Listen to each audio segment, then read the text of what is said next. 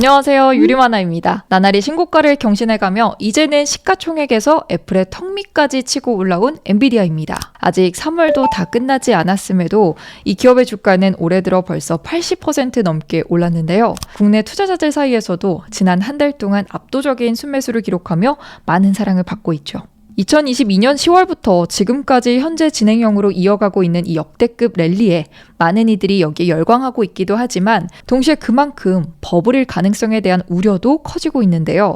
엔비디아에 걸린 기대는 이미 하늘을 찌르고 있고 업계에서의 경쟁은 날이 갈수록 치열해지고 있기 때문입니다. 이런 가운데 젠슨 황 CEO가 2024년 스탠포드 경제정책연구소의 서밋에 참가해 자신감 넘치는 폭탄 발언을 내놨습니다. 경쟁사들의 반도체가 설령 공짜여도 엔비디아를 이길 수는 없을 것이란 말인데요. 젠슨 황 CEO가 이 정도의 초강력 발언을 내뱉을 수 있었던 그 자신감의 근거는 무엇이었을까요? 더 자세한 이야기를 나누기 전에 먼저 맥락을 간단히 짚어야 할 것 같습니다. 지금 AI 반도체 산업에서의 경쟁이 어떻게 진행되고 있는지를 알아야 젠슨 황의 발언이 얼마나 무게감 있는 말이었는지도 파악할 수 있을 테니 말이죠. 일단 엔비디아의 성장 동력이 데이터 센터 GPU라는 점과 엔비디아가 지금과 같이 폭발적인 매출 증가세를 나타낼 수 있는 배경에는 압도적인 시장 지배력이 있다는 점은 이미 많은 분들이 알고 계실 겁니다. 매출도 매출인데 매출 총이익률도 76%로 이 업계 평균을 훌쩍 상회하고 있어 더욱 긍정적인 상황이죠. 과장을 조금 보태면 거의 게임이나 소프트웨어 기업 수준으로 순도 높은 매출을 올리고 있는 셈인데요. 현재 주가 수익 비율이 70%가 넘는 수준인데 반해 선행 주가 수익 비율은 30배 선인 것만 봐도 이 기업의 순이익이 얼마나 가파르게 오르고 있는지 잘 알 수 있습니다. 그러나 이런 현행과 선행 주가 수익 비율 간의 차이는 엔비디아가 빠르게 성장하고 있다는 증거이기도 하지만 동시에 그만큼 기대가 충족되지 않았을 때의 역풍도 클 수 있음을 의미합니다. 특히 최근 데이터 센터 반도체 분야에서 엔비디아를 잡기 위한 많은 경쟁사들이 출현하고 있음을 고려하면 이 시장에서 버블 우려가 나오는 이유도 충분히 이해가 됩니다. 엔비디아는 말 그대로 모두와 경쟁하고 있습니다. 이 경쟁사와도 경쟁하고 있고요. 심지어는 고객사와도 경쟁하고 있어요. 이게 무슨 말이냐면 AMD, 인텔 등 반도체 기업들은 물론이고요. 마이크로소프트, 아마존 등 자체 반도체를 개발하려고 하는 빅테크들도 엔비디아의 잠재적 경쟁자이기 때문이죠. 특히 고객사들이 경쟁사로 변모해가는 이 상황이 여러모로 골치 아픈데요. 이 정보에 있어서 엔비디아가 일방적으로 불리한 위치에 있기 때문입니다. 엔비디아는 고객사가 원하는 제품을 제공하기 위해 반도체의 설계 단계부터 이들과 긴밀하게 협업합니다. 반도체의 성능을 최대로 끌어내기 위해선 인프라의 호환성이 매우 중요하기 때문인데요. 엔비디아가 일방적으로 반도체를 설계하고서는 고객사들더러 너희가 우리 칩에 맞춰서 소프트웨어를 짜도록 해 라고 할 수는 없다는 겁니다. 그렇기에 엔비디아는 구글, 아마존, 마이크로소프트 등 빅테크들과 차세대, 심지어는 그 다음 세대의 반도체까지 설계를 공유하고 제품 개발을 진행하죠. 한편으로는 고객사에게 자신들의 설계 역량을 과시하는 수단이 되기도 하지만 반대로는 경쟁사들에게 자신의 미천을 다 까발리는 것과 다름이 없기도 합니다. 반면 빅테크들이 자체적으로 개발하는 인하우스 반도체는 어떤가요? 이들은 자신의 설계를 엔비디아와 공유할 이유가 전혀 없습니다. 어차피 기업 내부에서 쓸 반도체를 개발하는 것이니까요.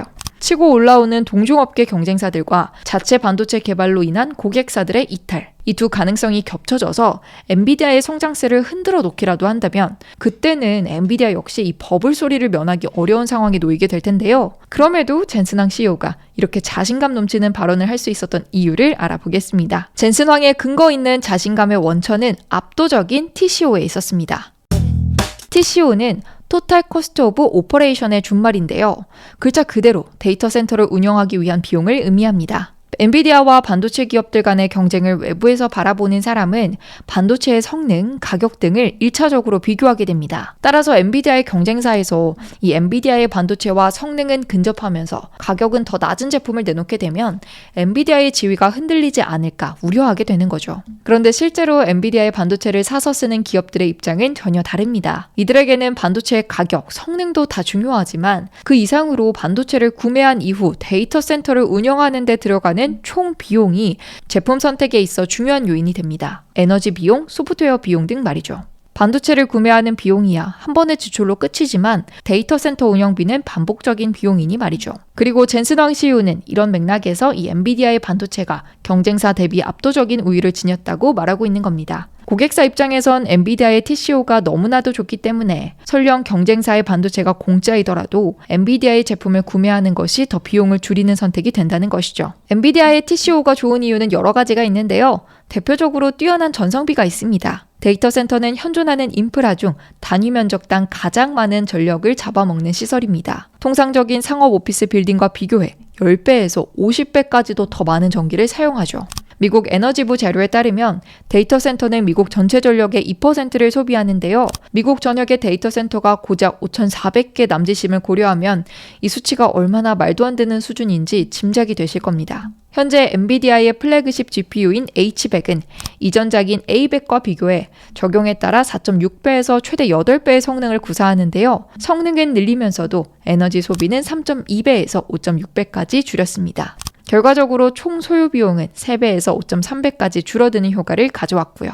A100의 가격은 $10,000 내외, H100은 시작가 $25,000인데요. 쉽게 말해 가격이 2배 이상 비싼 제품을 사용하자 비용이 오히려 최대 5배까지 줄어드는 마법이 벌어진 셈입니다. 엔비디아의 압도적인 TCO에 기여하는 또 하나의 요소는 엄청난 호환성입니다. 최근에야 워낙 생성형 AI, 그 중에서도 대형 언어 모델을 중심으로 모든 담론이 형성되고 있어서 잠깐 무감각해졌을 수도 있지만 컴퓨팅의 세계에는 트랜스포머만 있는 것이 아닙니다. 참고로 트랜스포머는 자연어 처리에서 사용되는 딥러닝 모델인데요. 이 트랜스포머의 종류만 해도 여러 가지가 있을 뿐더러 전체 소프트웨어 종류를 따지기 시작하면 셀 수도 없이 많아집니다. 그리고 여기서 엔비디아의 GPU가 프로그래밍이 가능하다는 특징이 무지막지한 강점으로 대두돼요. 저희가 이전에도 한 차례 다뤘던 내용인데요.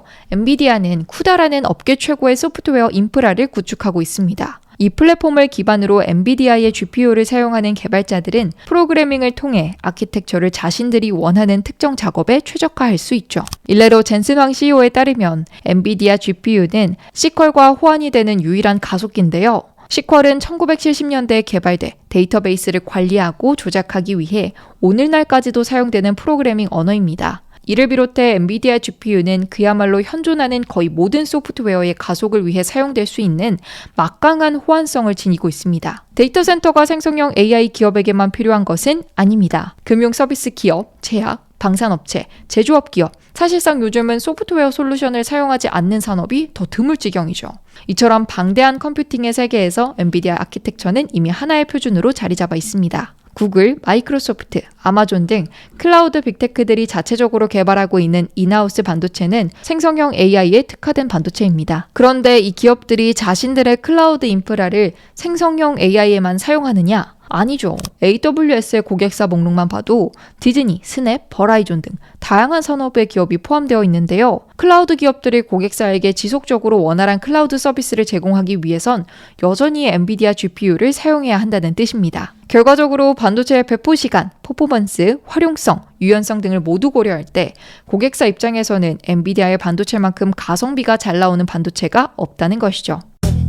이토록 막강한 시장 지배력을 지니고 있는 엔비디아이기에 지금과도 같은 주가 퍼포먼스를 나타낼 수 있었던 겁니다. 지금의 AI 랠리, 엔비디아 랠리를 과거 닷컴 버블과 비교하는 사람들이 많이 있는데요. 이에 대해 LVW 어드바이저의 최고 투자 책임자 조세프 자피아는 엔비디아는 말을 하고 이를 행동으로 옮기는 기업이다라며 단순히 투기적 광란이라고 할 수 없다고 평가했습니다. 펀더멘털이 뒷받침되지 않았던 당시의 상승세와는 달리 엔비디아는 실적으로 성장세를 확실히 입증해가고 있으니까요.